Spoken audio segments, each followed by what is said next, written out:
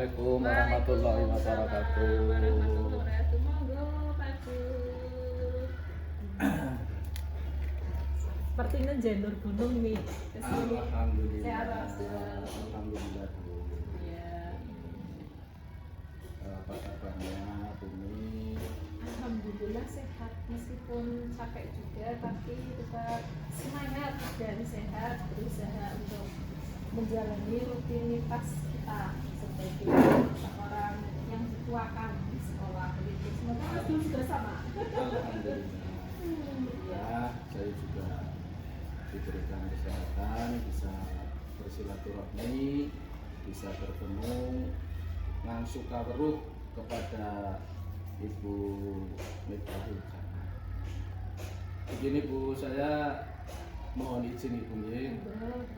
Saya perkenalkan dulu, nama saya Abdul Halim, nggih. Itu dari calon guru penggerak angkatan ke-8 dari SD Negeri Cipetung, Kabupaten Brebes. Saya ingin mengadakan wawancara dengan Ibu Miftahul Jannah selaku Kepala SD Negeri Taraban 1 tentang pengambilan suatu keputusan yang berbasis kepada nilai-nilai kebajikan sebagai pemimpin. Jadi saya minta waktunya kepada Ibu Miftahul Jannah berkenan untuk memberikan hal-hal yang perlu dan yang saya butuhkan. Terima kasih Pak Dul atas kepercayaannya kepada saya, menjadikan saya salah satu audien narasumber untuk memenuhi tugas di guru penggerak. Ya, sehingga saya perkenalkan juga, nama saya Miftahul Jannah, Kepala Sekolah SD Negeri Taraban 1. Kebetulan kita juga sama-sama alumni guru penggerak. Alhamdulillah. Saya guru penggerak angkatan ke-7 baru saja selesai. Berarti kakak kelasan ya Bu ya. Betul, mudah-mudahan bisa berbagi ilmu ini. Amin, amin, amin. Berarti masih hangat ya Bu ya. Masih hangat. Masih hangat, ilmunya masih terkonsep dengan bagus. Mudah-mudahan saja ya. Terima kasih Ibu Nip. Ya. Dari informasi yang Ibu sampaikan tadi ya Bu ya, Ibu sudah menjadi guru penggerak, sudah selesai, kemudian Ibu juga sudah menjalankan tugas sebagai kepala sekolah. Sudah berapa tahun ya Bu ya? Ini mau 2 tahun ini Mas Dul. Oh sudah 2 tahun Ibu menjadi kepala sekolah. Siap. Alhamdulillah. Kemudian begini Bu, selama menjalankan tugas selaku kepala sekolah, tentunya Bu Miftahul Jannah sering menghadapi sebuah kasus-kasus yang terjadi di sekolah. Ya, baik itu kasus yang merupakan dilema etika maupun kasus yang berupa bujukan moral. Nah, menurut Bu Mif, bagaimana cara Bu Miftahul Jannah dalam mengidentifikasi kasus-kasus yang merupakan dilema etika ataupun merupakan bujukan moral? Terima kasih Mas Dul waktunya. Begini, setiap satu institusi pasti di dalamnya akan ada banyak personal dan di situ juga akan ada banyak persoalan-persoalan yang muncul. Ya. Persoalan tadi ada dikategorikan menjadi 2. Satu adalah dilema etika, yang kedua adalah bujukan moral. Nah, pada dilema etika ini adalah masalah-masalah yang sama-sama dua-duanya itu mengandung nilai kebenaran, tetapi nilai kebenaran itu saling bertentangan. Nah, berbeda lagi kalau dengan bujukan moral. Sudah pasti kalau dalam bujukan moral itu ada nilai benar dan berseberangan dengan nilai salah, ya. Jadi ini jedanya itu jelas sekali antara dilema etika dengan bujukan moral. Dan inilah yang membutuhkan ketelitian kita bagaimana kita mengklasifikasikan masalah-masalah tersebut. Begitu. Begitu ya Bu ya. Yeah. Jadi ada perbedaan antara dilema etika, kemudian ada juga perbedaan dengan beberapa bujukan moral. Betul.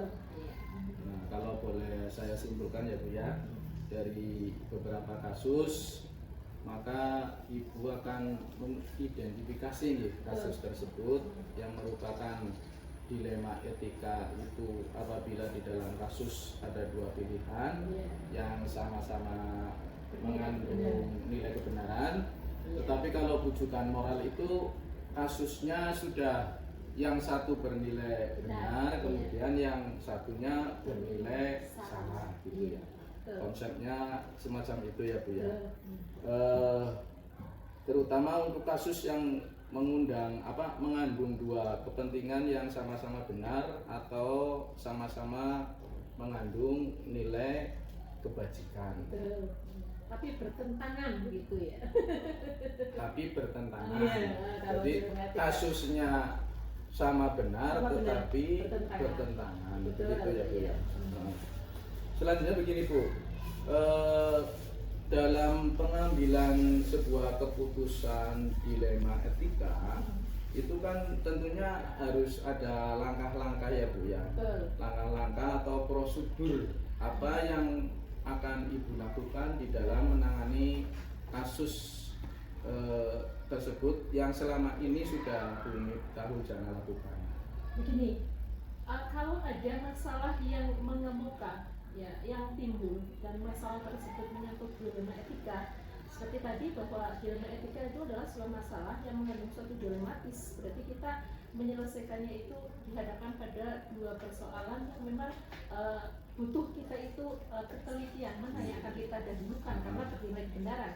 Nah di sini step pertama yang saya lakukan adalah dengan cara mengidentifikasi dulu. Diidentifikasi ya, dulu gitu. Masalah tersebut apakah masuknya masalah individu versus dengan kelompok, kita klasifikasi.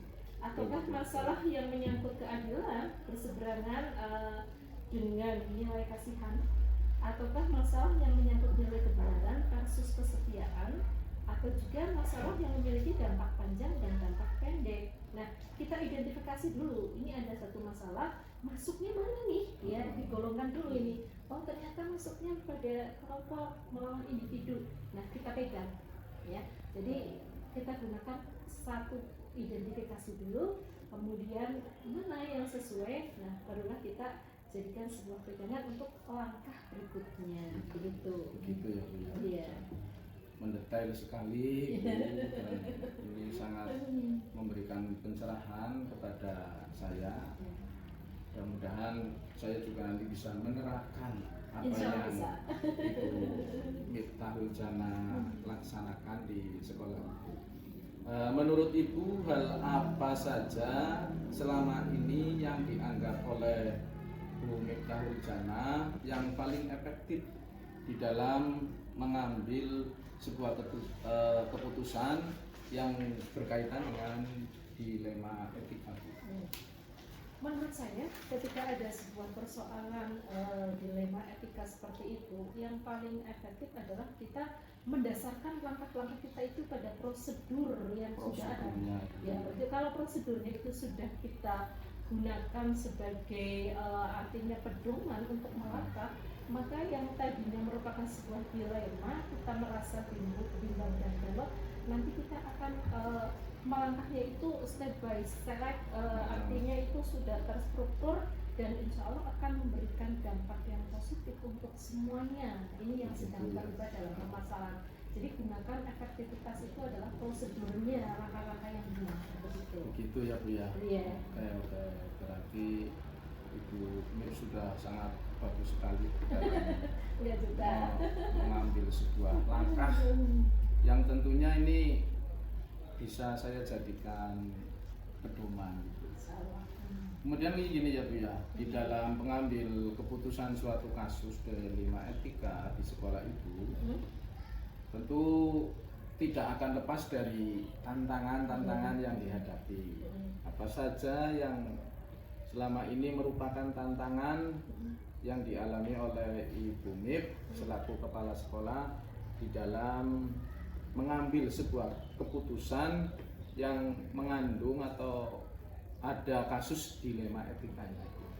Tantangan pasti ada ketika kita mengambil sebuah keputusan. apalagi keputusan yang menyangkut dilema etika, sama-sama bernilai kebenaran. Dan ini tantangan yang utamanya adalah perseteruan, ya, pertentangan batin nurani, mana yang akan kita dahulukan, ya. Jadi pertentangan hati nurani, saya mau mendahulukan yang mana nih, karena ini dua-duanya adalah bernilai kebenaran. Nah, dari sinilah adanya perseteruan batin atau pertentangan hati nurani inilah, jika kita sudah mendasarkan pada sebuah prinsip yang prosedural, maka akan bisa mengantisipasi kegambangan pertentangan batin yang berkecamuk di dalam diri kita sendiri, ya.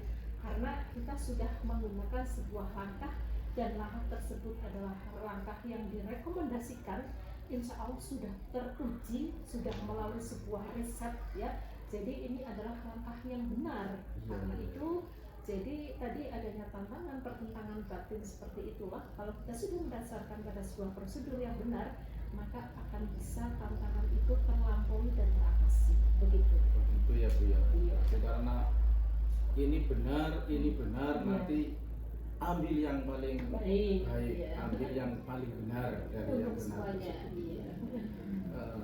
Gitu ya. Iya.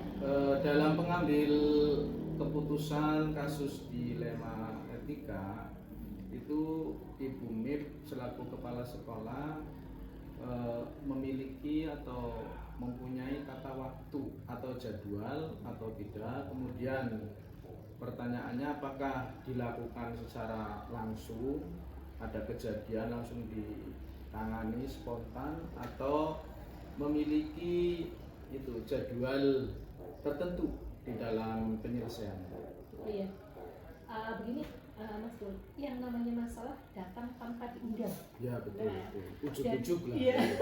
Dan masalah yang datang tanpa diundang itu memerlukan sebuah kesigapan, gercep begitu ya, Iya, gerak cepat, Iya, ya, betul. dari seorang leadership. Hmm. Namun di sini gerak cepatnya adalah gerak cepat yang memang sudah tersistem prosedural, jangan gerak cepat yang abrek-abruk, Iya. yang nantinya akan menimbulkan hal yang tidak baik, ya. Jadi Betul, ketika ada masalah menyangkut dilema etika, segera kita lakukan sebuah prosedur, ya, dari identifikasi, kemudian langkah selanjutnya mengambil prinsip yang sesuai dan menentukan langkah-langkahnya. Jadi dalam penyelesaian kasus dilema etika itu adalah saat itu juga kita segera berpikir cepat dan bijak. Nah, kemudian tidak menggunakan tata waktu, kecuali kalau masalah itu memiliki mungkin dampak positif atau dampak negatif dan kita butuh penyelesaian jangka panjang, itulah yang nanti akan kita agendakan. Jadi kita menyusun sebuah schedule untuk pencapaiannya kalau itu adalah jangka panjang. Tetapi kalau memang masalah itu masalah yang memang harus menyelesaikan, kita selesaikan saat itu juga, maka tadi kita gunakan sebuah artinya gerak cepat untuk menyelesaikan dan prosedur, begitu. Mantap sekali dalam menangani sebuah kasus. Ini tentunya bisa untuk acuan teman-teman guru khususnya di Kecamatan Patungan dan bisa diterapkan. Saya mudah-mudahan juga bisa menerapkan apa yang tadi disampaikan oleh Bu Miftah Hujan. Nah, ini pertanyaan yang selanjutnya gini Bu. Kemudian prosedur seperti apakah yang akan Ibu jalankan di dalam mengambil suatu keputusan dilema etika di sekolah yang terjadi di sekolah Ibu? Oh iya. Dan inilah merupakan sebuah proses yang cukup panjang, Mas Dul. Ya, kalau tadi kita sudah ada sebuah masalah yang menyangkut dilema etika, kemudian kita identifikasi, kita ambil satu prinsip yang sesuai, kemudian ini menentukan 9 langkah untuk menyelesaikan masalah. Berarti ada 9 langkah. Ada 9 langkah, ya. Yang pertama, kenali dulu nilai yang bertentangan. Kan tadi dilema. Ya, dilemanya apa? Individu melawan kelompok ataukah jangka panjang, jangka pendek, itu kita analisis dulu. Yang kedua, tentukan siapa yang terlibat dalam masalah itu, sebenarnya siapa ini? Siapa saja? Iya, apakah guru dengan siswa, apakah wali murid dengan guru, atau dengan siapa? Kita tentukan. Kemudian kalau sudah, kumpulkan fakta-faktanya. Sebenarnya apa yang terjadi ini? Kita cari sebuah benang merahnya, ya. Jadi kumpulkan fakta yang sesuai. Step yang keempat itu melakukan sebuah pengujian. Nah, pengujian inilah yang ada. Ini termasuknya juga terinci juga ada uji legalitas dilihat dari hukum bagaimana sesuai atau tidak. Melanggar apa enggak gitu ya. Betul, dari regulasi atau profesionalisme sesuai dengan kode etik guru apa tidak. Kemudian dari intuisi, dari perasaan kita sebenarnya ini bagaimana masalah ini. Kemudian publikasi, ya jika ini sudah digaungkan di media bagaimana dampaknya. Kemudian jangan lupa bahwa kita juga mendasarkan pada pengujian panutan. Kita memiliki sebuah idola, seorang idola yang kalau idola ini menyelesaikan kasus seperti ini biasanya dia menggunakan seperti apa. Nah inilah pada step yang keempat itu cukup rinci juga. Kalau sudah tadi uji, kemudian lakukan benar atau salah yang tadi, ya. Ingat bahwa ada pengujian benar salah antara ingat pada identifikasi individu lawan kelompok versus kelompok, kemudian jangka panjang lewat jangka pendek. Nah ini pada pengujian benar salah. Yang berikutnya adalah lakukan prinsip resolusi. Prinsip resolusi itu yang berpikir berdasarkan basis akhir, berdasarkan rasa peduli. Nah ini penting sekali. Iya. Jangan lupa bahwa kalau kita mengambil sebuah solusi seperti itu, kadang-kadang ada sebuah solusi kreatif yang memang muncul dengan cara tiba-tiba, langsung gitu, spontan ya. Ya. Dan ini bisa memberikan solusi bagi keduanya. Inilah yang disebut bahwa opsi trilema. Jadi opsi ketiga gitu ya, dan bisa memberikan ke sebuah keberuntungan untuk mereka-mereka yang memang sedang mengalami permasalahan tersebut. Gitu ya. Kemudian kalau sudah misalkan tadi sudah ada opsi trilema, membuat sebuah keputusan, dan next yang final ini adalah kita jangan lupa kalau keputusan itu sudah diambil juga kita lakukan refleksi, betulkah langkah saya, ya kemudian apa sih kekurangan saya, apakah ini berdampak positif bagi keduanya, apakah memang masih ada yang dikesampingkan.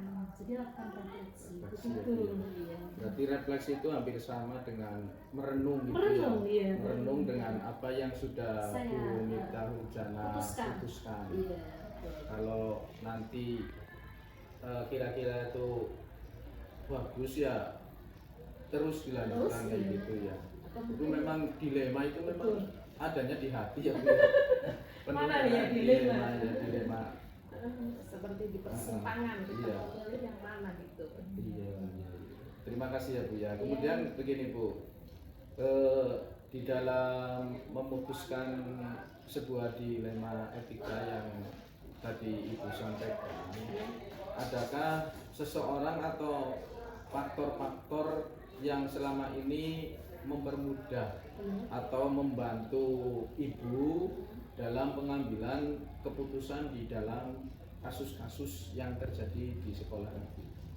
Begini Mas Lee, sebuah permasalahan itu tidak mungkin saya sebagai seorang yang dituakan itu mengambil keputusan tanpa melalui bantuan dari yang lain, karena ini adalah sebuah institusi di mana saling mengkait sebuah sistem. Saya butuh dong bantuan dari semuanya, sharing kolaborasi, sinergi dari gurunya, dari siswanya, dari wali muridnya, dari komitenya, keseluruhan yang terlibat berarti. Kemudian dari institusi kita di atasnya, kemudian dari masyarakat di sekitar, wawasan Yata Mandala, semuanya saling mengikat, saling mengkait untuk menyelesaikan sebuah permasalahan yang ada pada sebuah sekolah, ya. Jadi ingat di sini bahwa kita tidak lepas dari siapapun, bahwa memang harus sinergi kolaborasi di antara semuanya. Ya, seperti itu yang harus memang dikondisikan terlebih dahulu, bahwa kita harus satu langkah seia sekita, ya derapnya itu harus rampak gitu. Jadi ada kesamaan persepsi nantinya ketika menyelesaikan sebuah permasalahan ya Bu ya. Berarti sudah saling membantu di antara guru-guru yang ada di SD Negeri Harapan 1 ini. Insyaallah. Oke Ibu sudah menyampaikan banyak sekali terkait dengan pengambilan keputusan untuk kasus-kasus yang berhubungan dengan dilema etika di sekolah Ibu. Nah, dari semua hal yang telah disampaikan, pembelajaran apakah yang dapat Ibu petik dari pengalaman Ibu mengambil keputusan dilema etika itu? Ya. Pembelajaran yang saya petik dari permasalahan dilema etika adalah satu, sebuah sekolah tidak mungkin tidak ada masalah, pasti ada sebuah masalah, dan masalah tersebut biasanya adalah menyangkut sebuah pilihan yang sulit, di mana kita akan melakukan sebuah solusi yang kira-kira tidak memberikan dampak negatif untuk salah satunya, tapi akan memberikan dampak positif untuk semuanya. Nah, disinilah pada masalah yang menyangkut dilema etika perlunya sebuah ketelitian, kejelian dari seorang pemimpin untuk tadi melakukan sebuah prosedur yang memang sudah direkomendasikan ya, dari mulai identifikasi, kemudian pemilihan prinsip, kemudian menguji dengan 9 langkah. Dan inilah prosedur-prosedur ini apabila memang sudah diterapkan, insya Allah kita masalah apapun yang ada dengan bersinergi dengan semua yang ada di sini, masalah yang ada walaupun itu menyangkut sebuah pilihan yang sulit akan bisa diselesaikan dengan baik dan bisa memberikan dampak yang positif untuk semua. Begitu ya, mantap sekali, masya Allah ya, luar biasa sekali Ibu Miftahul Jannah tentang pengalaman Ibu di dalam mengambil sebuah keputusan yang berbasis kepada nilai-nilai kebajikan di sekolah. Nah, dari penjelasan Ibu maka saya dapat menyimpulkan bahwa sebelum mengambil keputusan itu sebagai kepala sekolah harus melakukan identifikasi dulu ya. Artinya saya kan nanti kalau menjadi kepala sekolah akan melaksanakan hal semacam itu, jangan keputusan langsung tanpa diidentifikasi langsung memvonis gitu ya. Itu namanya kepala sekolah yang tidak bijaksana tadi ya. Terlebih dahulu kasusnya, kemudian termasuk D5 etika dan rujukan moral, kemudian juga Ibu mengambil langkah-langkah sesuai dengan prosedur di dalam mengambil keputusan yang berbasis nilai-nilai kebajikan. Dengan dalam mengambil keputusan itu selalu melibatkan orang banyak, bukan atas kemauannya diri sendiri saja. Dan dalam mengambil keputusan ini juga Ibu sangat bijaksana sekali kalau melihat hal yang semacam itu yang tadi Ibu sampaikan, mungkin bisa menjadi idola di sekolahnya. Jadi menjadi kepala sekolah yang kalau mau pindah atau mau apa akan jangan pindah, itu komit dia harus dipertahankan, bisa oleh gurunya, oleh anak didiknya, dan juga bisa oleh komite atau warga masyarakatnya. Itu kepala sekolah idola kan yang semacam itu ya. Mudah-mudahan keadilan kita selalu dirindukan. Amin, amin. Saya selalu merindukan bumi atas segala masukan-masukannya, petuah-petuahnya agar saya bisa seperti Ibu Miftahul Jannah di dalam mengambil suatu keputusan. Dan terima kasih ya Bu ya, Ibu sudah berkenan berbagi pengalaman, berbagi ilmu pengetahuan, dan berbagi hal di dalam mengambil sebuah keputusan yang tentunya ini sangat bermakna sekali buat saya ketika saya menjadi seorang kepala sekolah seperti Ibu Miftahul Jannah. Terima kasih Ibu ya. Saya juga terima kasih Pak Guru sudah hadir di sini, sudah menjadikan saya sebagai audiens narasumber. Walaupun saya juga memahami, saya sadar betul bahwa saya tidak lepas dari ketidaksempurnaan banyak sekali. Mungkin sesuatu yang saya sampaikan mungkin kurang tepat, kurang benar. Saya mohon maaf dan saya berpesan untuk adik-adik saya karena saya merupakan di sini berarti sudah berjuangkan. Bergerak, tetaplah untuk semangat bergerak, tergerak, menggerak. Insya Allah saya siap bergerak untuk kepentingan bersama. Amin. Terima kasih. Terima kasih. Assalamualaikum warahmatullahi wabarakatuh. Waalaikumsalam warahmatullahi wabarakatuh. Assalamualaikum warahmatullahi wabarakatuh. Waalaikumsalam warahmatullahi wabarakatuh. Monggo Pak Dul. Bagaimana kabarnya Ibu? Alhamdulillah, kulo sehat Pak. Pak Dul bagaimana kabarnya? Alhamdulillah, saya juga sehat Bu. Bisa bersilaturahmi ke Ibu Nana, bisa ketemu dengan Ibu Nana pada siang hari ini. Begini Bu, saya mohon izin Ibu ya. Saya Abdul Halim, CDP Angkatan 8 dari SD Negeri Cipetung, Kabupaten Brebes.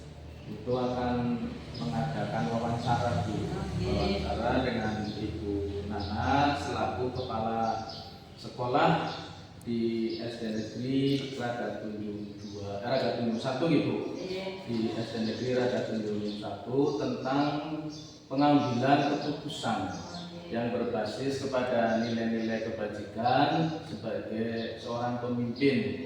Jadi saya mohon berkenan Ibu Nana untuk memberikan pencerahannya kepada saya. Baik, betul. Sebelumnya perkenalkan ya Pak, saya Syafrina Rahmawati. Saya adalah kepala sekolah SD Negeri Radatunjung 1. Kemudian saya mulai jadi kepala sekolah itu pada bulan April tahun 2022. Jadi kurang lebih 1 tahun lebih, mau 2 tahun. Betul, mau 2 tahun. Berarti sudah hampir 2 tahun Ibu Nana menjadi kepala sekolah. Dari informasi yang Ibu Nana tadi sampaikan, tentunya Ibu Nana sudah menjalankan tugas sebagai seorang kepala sekolah ini sekitar mau 2 tahun. Nah, selama menjalankan tugas, Ibu sering menghadapi kasus yang jelas. Seorang kepala sekolah ada kasus di siswa, ada kasus di tingkat guru, dan juga kasus-kasus yang lain yang berhubungan dengan kegiatan di sekolah Ibu. Nah, menurut Bu Nana itu bagaimana caranya Ibu Nana itu mengidentifikasi kasus-kasus yang merupakan dilema etika atau rujukan moral? Baik, terima kasih Pak Dur. Sudah mempercayai saya nih Pak ya, mengajari saya tentang pengambilan keputusan. Jadi begini Pak, sebagai pemimpin tentunya kita dihadapkan tidak hanya kasus saja ya Pak, kebijakan sekolah pun termasuk sebuah situasi yang menimbulkan, bisa jadi itu rujukan moral, bisa jadi itu dilema etika. Cara saya membedakannya mudah sekali Pak Dur. Kalau rujukan moral itu kan jelas, dalam situasi tersebut itu ada 2 nilai yang saling bertentangan Pak. Jadi nilai yang satu nilai benar, yang satu nilai salah. Itu kalau rujukan moral. Tapi kalau dilema etika itu situasinya di mana ada nilai yang benar, tapi lawannya itu tidak bertentangan. Jadi berhadapan dengan nilai yang sama-sama benar juga. Benar ketemu benar. Nah, jadi membutuhkan kejelian Pak. Jadi untuk mengidentifikasi ini nilai salah atau nilai benar, kita harus benar-benar mengidentifikasi permasalahan tersebut. Kronologinya seperti apa kita harus tahu dengan jelas. Gitu kan. Jelas sekali Pak Ibu Nana menyampaikan. Terus kalau boleh saya simpulkan Ibu, dari beberapa kasus, maka Ibu Nana tadi mengidentifikasi ya, mengidentifikasi kasus yang merupakan dilema etika ya, apabila ada di dalam kasus tersebut ya Bu ya. Benar dengan benar. Ya, benar dengan benar. Terus nah, sedangkan rujukan moral tadi dihadapkan pada suatu permasalahan antara benar dengan salah. Nah, sekarang begini Bu, bagaimana Ibu di dalam menjalankan pengambilan keputusan untuk kasus-kasus yang terjadi di sekolah, terutama untuk kasus yang mengandung kepentingan yang sama-sama benar, ya, atau tadi mengandung sama-sama nilai kebajikan, gitu. Itu bagaimana Ibu cara mengambil keputusannya? Baik, betul. Ini baru kemarin terjadi ya Pak ya. Jadi ada, kita itu punya lingkungan itu sempit ya Pak. Tahu sendiri lah ya. Nah, sedangkan tidak ada tanaman gersang. Jadi kemarin itu ada situasi di mana beberapa guru itu menghendaki adanya taman sekolah seperti itu di SD saya. Tapi sedangkan untuk anggaran sendiri kan sudah perubahan ya Pak. Ya, itu sudah diplot-plot, tidak ada anggaran untuk pembuatan taman tersebut. Nah, jadi itu kan merupakan situasi membuat taman itu juga benar. Bagus. Karena pengen supaya Sekolahnya, rendah, nyaman, asri. Tapi di satu sisi tidak ada anggaran, berarti tidak ada pembuatan taman pun benar, tidak ada. Jadi untuk menghadapi situasi yang contoh kasus seperti itu, tentunya yang pertama kita harus musyawarah dulu Pak. Musyawarah, kita lihat kasusnya itu, kita identifikasi komponen benar dan benarnya apa saja. Kemudian sudah ketemu kebenaran satu membuat taman, kebenaran satunya lagi tidak ada anggaran, tidak perlu membuat taman begitu. Nah kemudian kita lihat siapa saja yang terlibat dalam pembuatan taman tersebut. Tentunya kan ada warga sekolah, kemudian komite juga, orang tua, wali murid, begitulah. Setelah seperti itu dilihat kronologinya juga Pak. Kenapa kok ini ada situasi mau membuat taman? Itu kan ada kronologinya, keresahan karena lingkungan sekolahnya keresahan. Kemudian inisiatif beberapa guru melemparkan pendapat seperti itu. Kemudian fakta yang lain tidak ada anggaran begitu. Tapi kita sudah misalnya tidak dilaksanakan, sudah tidak nyaman sekali begitu kan. Otomatis kita setelah sudah tahu, sudah diidentifikasi kronologinya, sudah tahu, kita akan menguji Pak. Ada yang namanya uji benar versus benar. Jadi dua kebenaran itu kita uji.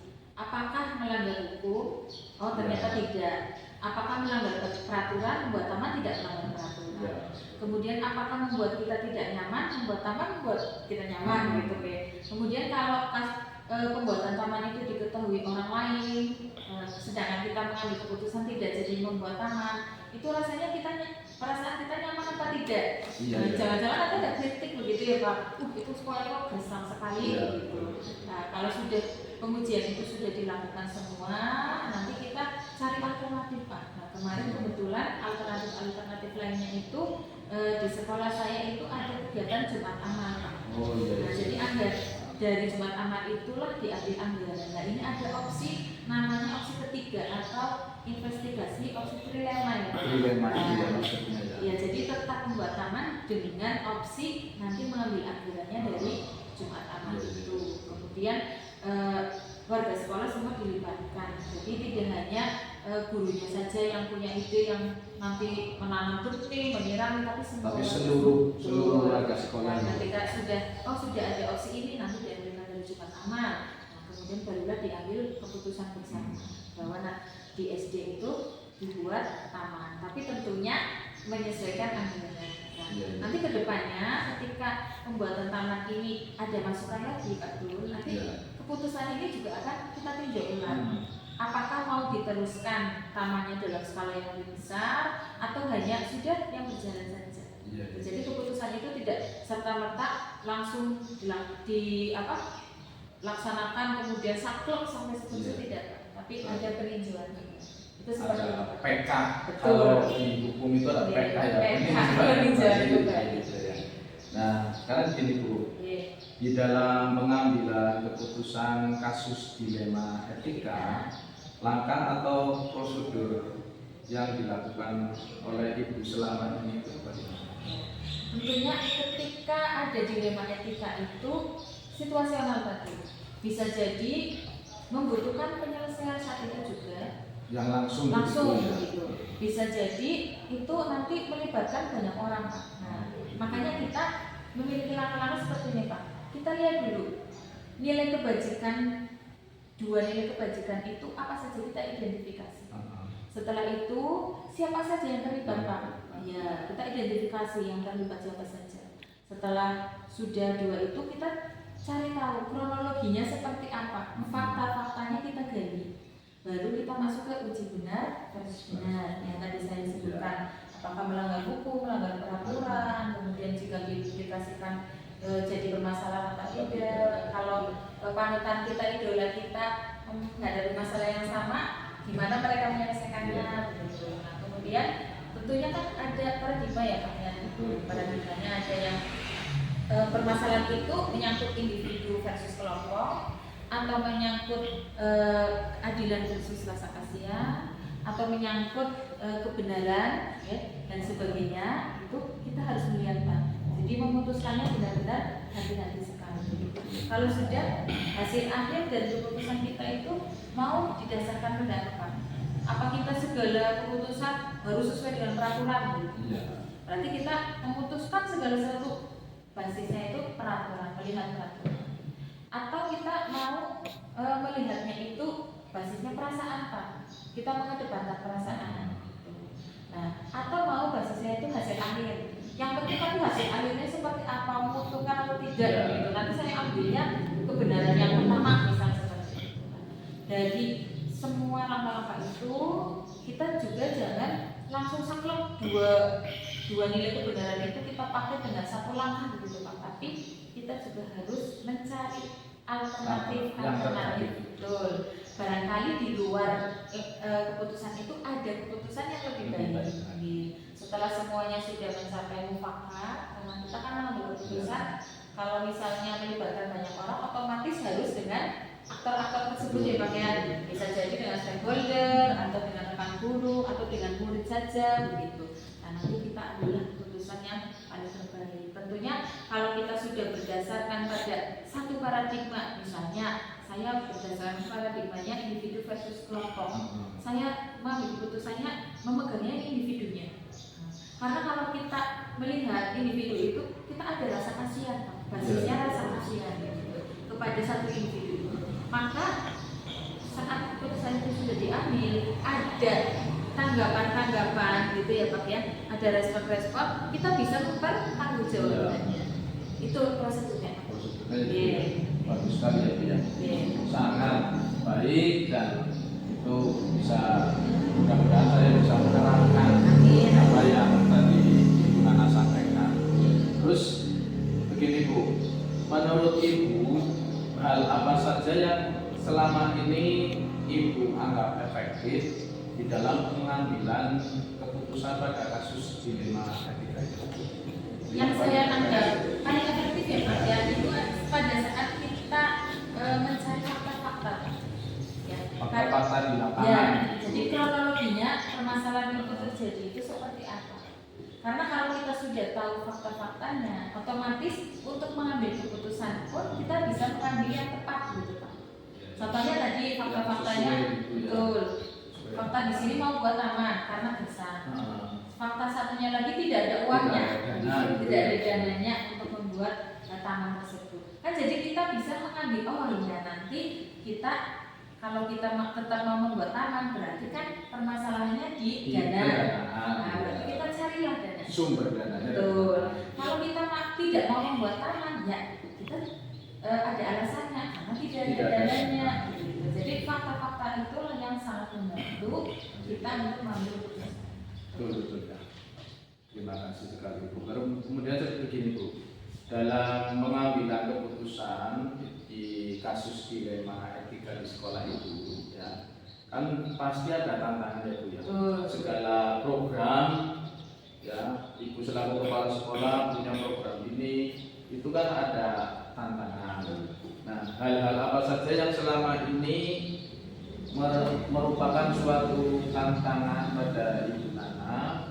Kadang kan tantangan ada dari dalam, ya, ada tantangan dari luar, biasanya kayak gitu.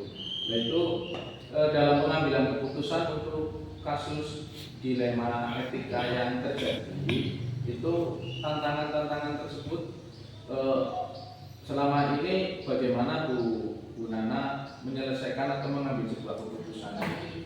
Tantangan itu seperti yang tadi Pak sampaikan pasti ada ya Pak. Terutama itu ketika menggali fakta Pak, itu kan perlu yang namanya kejujuran ya Pak. Betul. Jadi tantangan yang terbesar itu ketika fakta-fakta yang ada itu tidak jujur atau mungkin tidak terbuka Pak. Akhirnya saat kita mengambil keputusan pun karena kita tidak lengkap faktanya ya Pak ya, keputusan yang diambil menimbulkan polemik seperti permasalahan baru. Jadinya menurut saya tantangannya itu terbuka. Jadi menyelesaikannya ya memberikan ini kepada aktor-aktor yang terlibat itu memberikannya ini harus terbuka gitu Pak. Mengarahkan yang terlibat itu supaya terbuka, jujur, jadi permasalahannya jelas, tidak condong kepada satu pihak. Oke. Bagus sekali Ibu Nana. Terus begini Bu, di dalam pengambilan keputusan dilema etik, Ibu memiliki kan, apakah memiliki jadwal atau waktu, apakah dilaksanakan secara langsung spontanitas gitu Bu. Nah, cara menyelesaikannya itu Bu Nana yang sudah berpengalaman di bidangnya itu masalah kepala sekolah itu bagaimana menyelesaikan? Baik Pak Dur. Tentunya Pak Dur sendiri juga kepala sekolah ya. Jadinya kita sama-sama tahu yang namanya permasalahan itu kan ada yang harus saat itu juga diputuskan ya Pak ya. Dalam waktu cepat, ada yang memerlukan waktu yang lebih lama. Jadi biasanya saya melihat dulu Pak, kalau permasalahan yang membutuhkan keputusan yang cepat, maka saat itu juga saya selesaikan.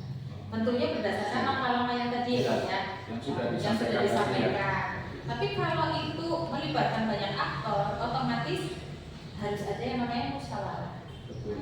Biasanya saya akan menjadwalkan Pak, kalau memang itu melibatkan banyak aktor, itu saya menjadwalkan ada rapatnya. Itu kalau itu melibatkannya personil guru, saya ada jadwal pembinaan Pak. Jadinya tergantung situasional ya Pak ya. Tergantung anaknya ya Bu ya. Yang harus yang diselesaikan saat itu bertahap atau bagaimana? Betul. Terima kasih Ibu ya. Kemudian gini Bu, prosedur seperti apa yang Ibu jalankan untuk mengambil keputusan dilema etika di sekolah? Baik, tentunya sebagai contoh ya Pak, saat kita aktornya banyak, kan kita ada musyawarah ya Pak. Betul ya. Kita mengundang dulu, prosedurnya mengundang dulu aktor-aktor yang terlibat. Ketika sudah berkumpul aktor yang terlibat itu, kita identifikasi dulu fakta-fakta yang ada seperti apa. Kemudian tadi ada uji benar versus benarnya Pak ya. Bagaimana dari dua fakta kebenaran itu ya, apakah melanggar aturan atau melanggar hukum, atau itu nanti kalau disebarluaskan membuat sekolah menjadi malu atau bagaimana itu. Nah, selanjutnya setelah sudah ada uji benar versus benar, maka ada yang namanya kita mencari alternatif lain Pak. Cari alternatif lain. Kalau sudah kita lihat itu ada 4 paradigma ya Pak ya. Nah, kita mau ambil yang mana?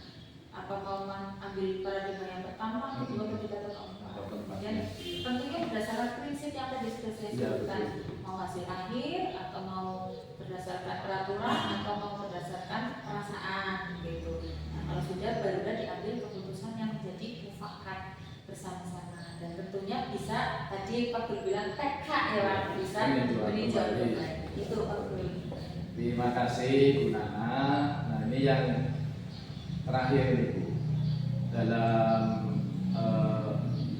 mengambil sebuah keputusan panjenengan yang menghadapi permasalahan itu, adakah seseorang atau faktor-faktor lain pendukung yang membantu Ibu Nana di dalam menyelesaikan permasalahan tersebut? Alhamdulillah untuk faktor membantu itu terutama pada rekan sejawat dan stakeholder yang terlibat. Jadi aktor-aktor yang terlibat dalam situasi dilema etika itu dengan keterbukaan mereka mengungkapkan kronologinya, kebenaran-kebenarannya, itu sangat membantu sekali Pak. Dan ketika saya membutuhkan opsi trilema alternatif itu, karena banyak orang di dalamnya ya Pak ya, otomatis kan banyak pendapat seperti itu. Jadi itu sangat membantu sekali saya dalam mengambil keputusan.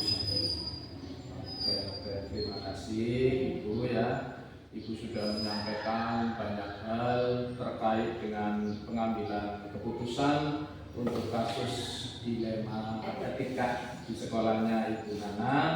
Nah, dari semua yang tadi Ibu sampaikan, saya sudah insya Allah bisa memahami ya, dan pembelajaran yang tadi Ibu sampaikan mudah-mudahan juga nanti saya bisa melaksanakan ya Bu ya. Terus pembelajaran apa yang dapat Ibu petik Ibu petik dari pengalaman Ibu di dalam mengambil sebuah keputusan permasalahan dilema etika yang selama ini Ibu rasakan. Pelajaran yang berharga itu adalah kita tidak boleh terburu-buru Pak dalam mengambil keputusan. Jadi segala sesuatunya itu harus ada pertimbangan dan pengujian. Jadi saat keputusan itu sudah dibuat, tidak akan menimbulkan permasalahan baru seperti itu Pak. Dengan adanya tahap pengambilan dan pengujian keputusan itu yang melibatkan banyak sekali aktor ya, kemudian ada uji benar dan benar, itu jadi keputusan yang kita ambil itu bisa dipertanggungjawabkan. Itu pelajarannya. Ya, jadi bisa bermanfaat, kemudian tidak terjadi permasalahan di kemudian hari gitu ya Bu ya. Oke, luar biasa sekali pengalaman Ibu di dalam mengambil sebuah keputusan itu tentang nilai-nilai kebajikan di sekolah Ibu. Nah, dari penjelasan Ibu Nana yang sudah disampaikan tadi, maka saya dapat simpulkan bahwa sebelum mengambil keputusan, Ibu Nana itu mengidentifikasi ya, mengidentifikasi terlebih dahulu tentang kasus yang terjadi, apakah itu termasuk dilema etika atau rujukan moral, kan semacam itu. Kemudian Ibu selaku kepala sekolah, selaku manajer di SD Ragatundung 1 itu mengambil langkah-langkah sesuai dengan prosedur ya, dalam pengambilan keputusan yang berbasis nilai-nilai kebajikan Ibu. Nah, dalam mengambil keputusan, Ibu juga melibatkan berbagai macam pihak. Tadi disampaikan ada komite sekolah, ada wali murid dan juga pihak guru dan pihak terkait ya Bu ya. Itu sangat bagus sekali. Mudah-mudahan apa yang tadi Ibu Nana sampaikan juga saya bisa melaksanakan di SD saya tuh, di SD Negeri Cipetung sesuai apa yang tadi Ibu sampaikan. Dan terima kasih Ibu sudah berkenan berbagi ilmu, pengalaman praktik baik tentang pengambilan keputusan yang berbasis nilai-nilai kebajikan sebagai pemimpin. Nah, pengalaman ini tentunya sangat bermanfaat sekali Bu dan menjadi bekal untuk saya di kemudian hari lah dalam melangkah ke kebijakan-kebijakan selanjutnya. Sekali lagi terima kasih Bu. Saya sangat berterima kasih sekali atas peran Ibu yang sudah membimbing saya berdiskusi pada siang ini. Sama-sama Mbak Ibu, semoga jawaban saya berikan manfaat. Amin, amin ya rabbal alamin. Ibu, assalamualaikum warahmatullahi wabarakatuh. Waalaikumsalam warahmatullahi wabarakatuh.